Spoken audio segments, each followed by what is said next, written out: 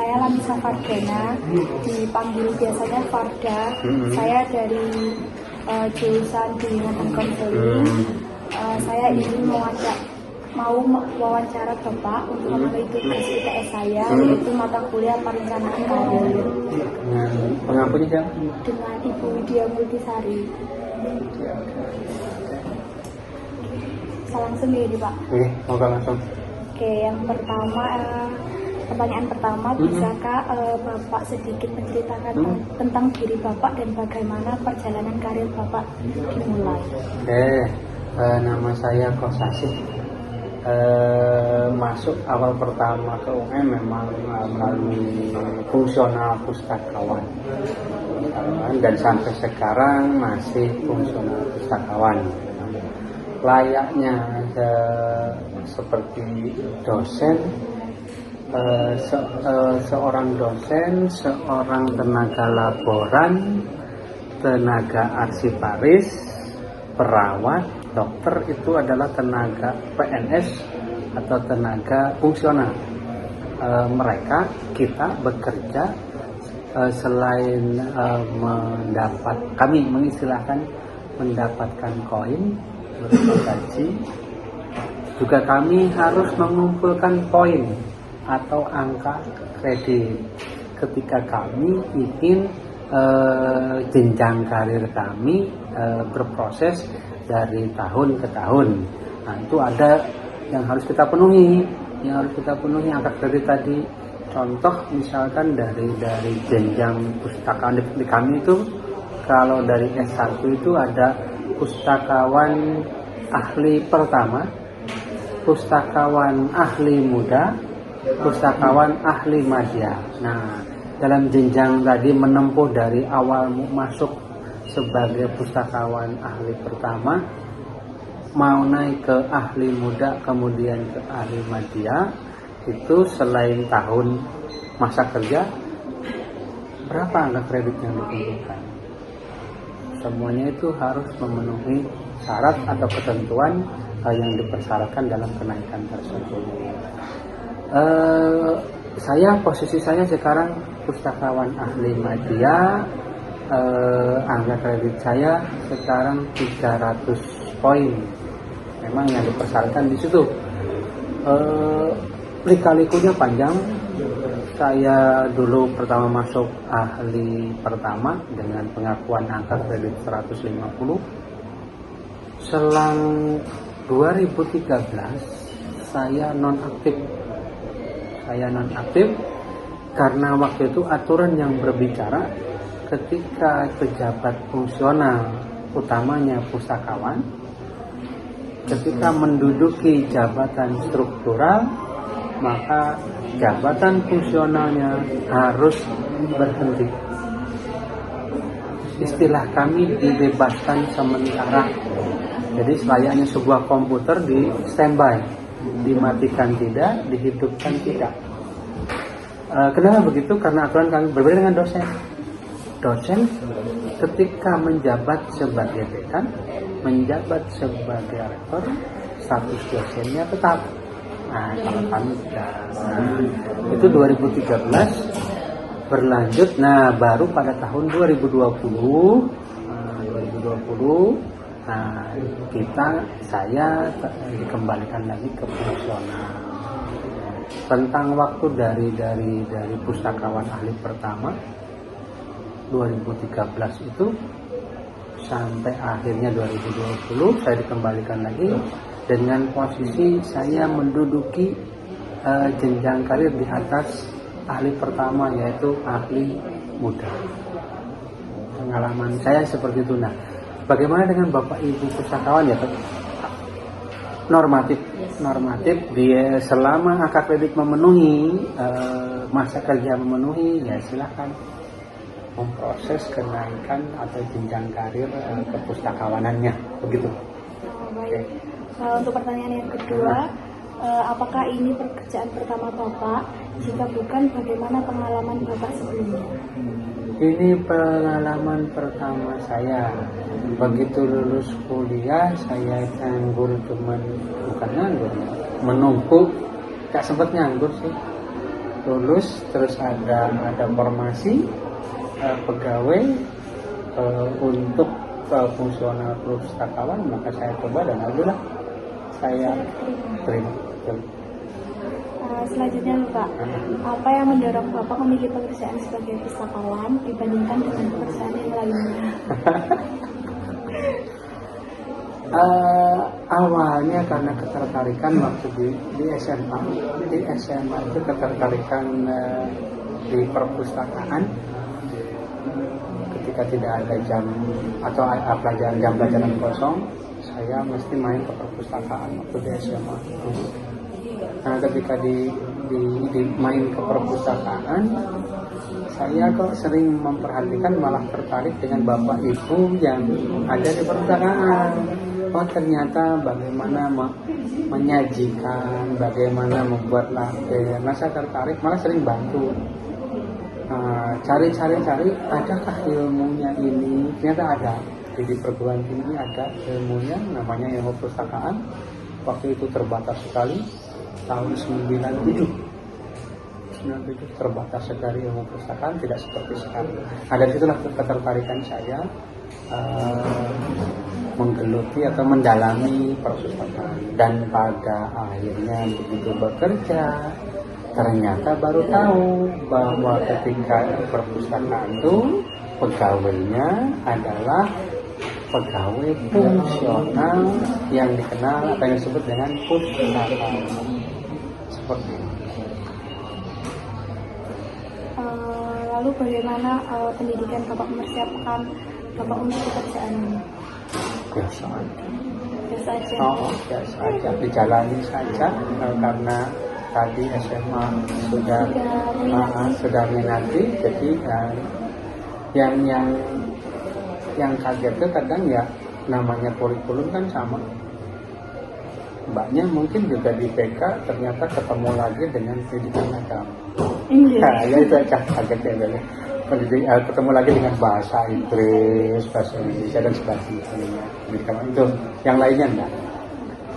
Apakah Bapak pernah mengikuti pelatihan atau sertifikasi khusus sebelum atau selama Bapak bekerja sebagai pustakawan? Sebelum enggak, karena tidak ada waktu, tidak pernah mendapat kesempatan tadi, karena kan begitu lulus langsung bekerja. Selama bekerja iya, dan harus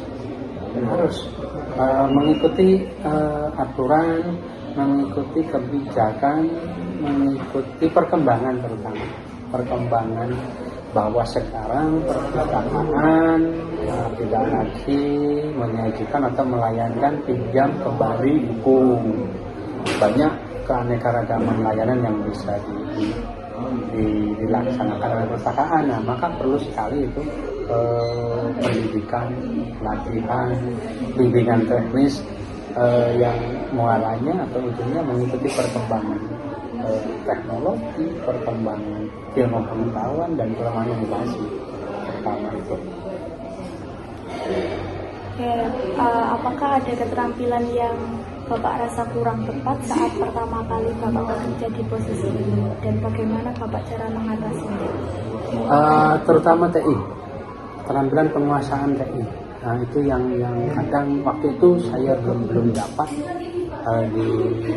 melalui perkuliahan, tetapi lulusan sekarang sepertinya karena kurikulumnya juga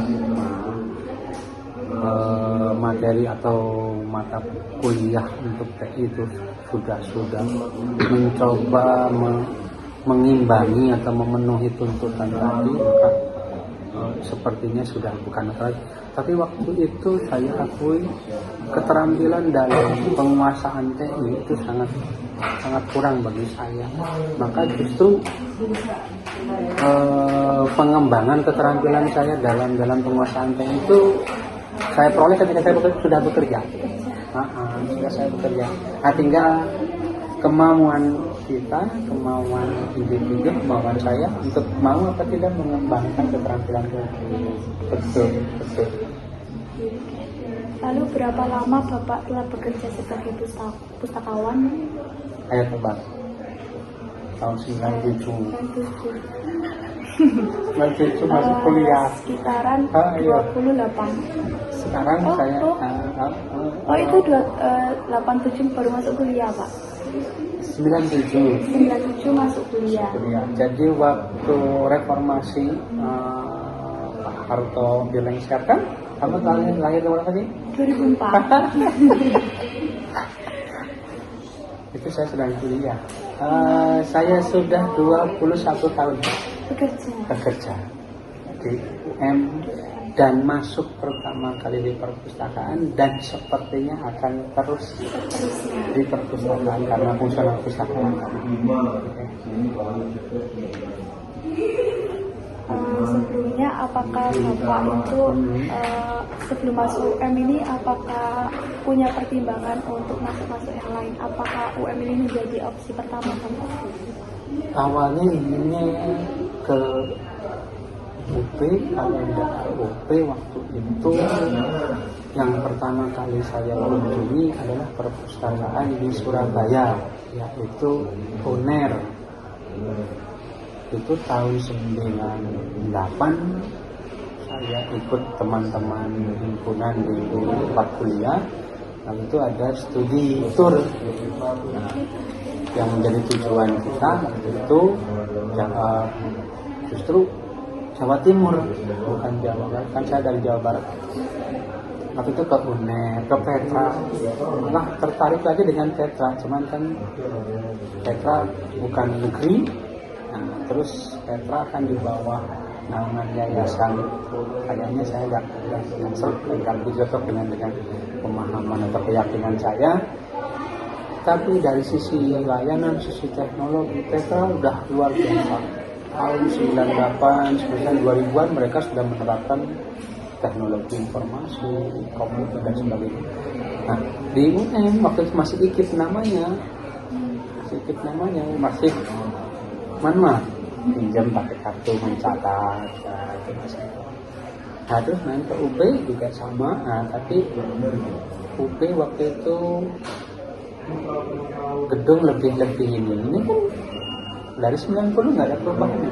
Oh, berarti dari dulu Memang gini, yang berubah adalah layout atau penataan ruang, warna interior cat itu. Nah ini secara fisik dari tahun 90 perpustakaan UM itu tetap seperti ini dan tetap dijalankan. Ada di IG-nya nanti kalau kamu lihat gedung perpustakaan lama itu ada di sana. Depan masih sama. Depan masih kosong, belum gede-gede gitu tuh. Nah ternyata rezeki, baik lagi ternyata takdir jodoh dia harus ke UM. Harus ke UM. Baik Bapak, apa yang paling Bapak nikmati dari pekerjaan ini? Lebih banyak kenal dengan berbagai macam profesi, lebih banyak saya lebih banyak dituntut untuk tahu lebih.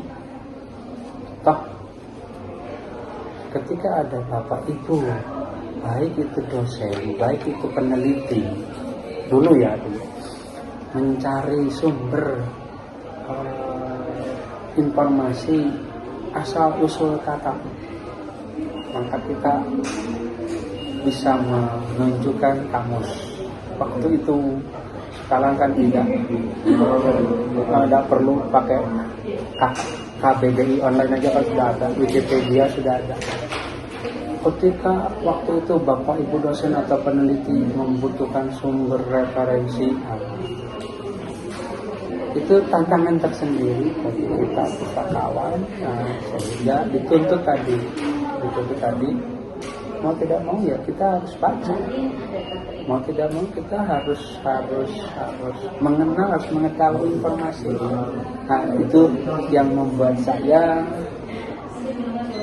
akhirnya di perpustakaan tidak pernah bosan. Akhirnya itu yang saya alami dan saya senang di situ. Meskipun beberapa pekerjaan perpustakaan adalah pekerjaan yang apa ya, rutin kadang membosankan, terutama contoh di pelayanan pengembalian, di penataan buku dikembalikan, ditarik, ditata, semua mahasiswa diajak lagi, dibawa lagi, ditata lagi. Tapi kalau kita menikmati di situ ada ya dari sambil dibaca ternyata ada buku ini. Itu yang saya alami. Selanjutnya, apakah ada momen tertentu yang membuat Bapak merasa bangga? Momen apa? Contoh bisa memberikan ini. Ayo orang BK. Saya juga bingung, Pak. Loh, kok bisa yang membuat pertanyaan bingung? Mau tadi apa? Pertanyaannya, Hah? apakah ada momen tertentu yang membuat Bapak merasa bangga dengan pekerjaannya? Ketika seorang pustakawan itu sekarang mendapat tempat yang sudah semestinya. Kadang saya kami dicari ketika kami dibutuhkan, ketika kebutuhannya telah terpenuhi, kami dilupakan. Itu dulu. Nah sekarang alhamdulillah itu sudah bergeser. Salah satu contohnya, prodi program studi ketika akan akreditasi, maka sosok atau seorang pustakawan harus hadir di sana. Itu yang membuat kami bahwa profesi kami, pekerjaan kami juga tidak dalam tanda petik atau bagi sebagian orang tidak dalam tukang melayani, tukang menata buku ya. Nah itu yang membuat bahwa ketika pelaksanaan akreditasi para asesor itu membutuhkan keberadaan kami di sana. Yang buat Ya, Pak. Selanjutnya, apa tips kunci sukses dari Bapak bagi orang yang ingin bekerja sebagai pustakawan? Sebagai pustakawan atau sebagai apapun cuma dua, konsisten dan disiplin. Oke, bagaimana cara Bapak menjaga motivasi dalam pekerjaan ini, terutama saat Bapak menghadapi kesulitan? Panjang ini.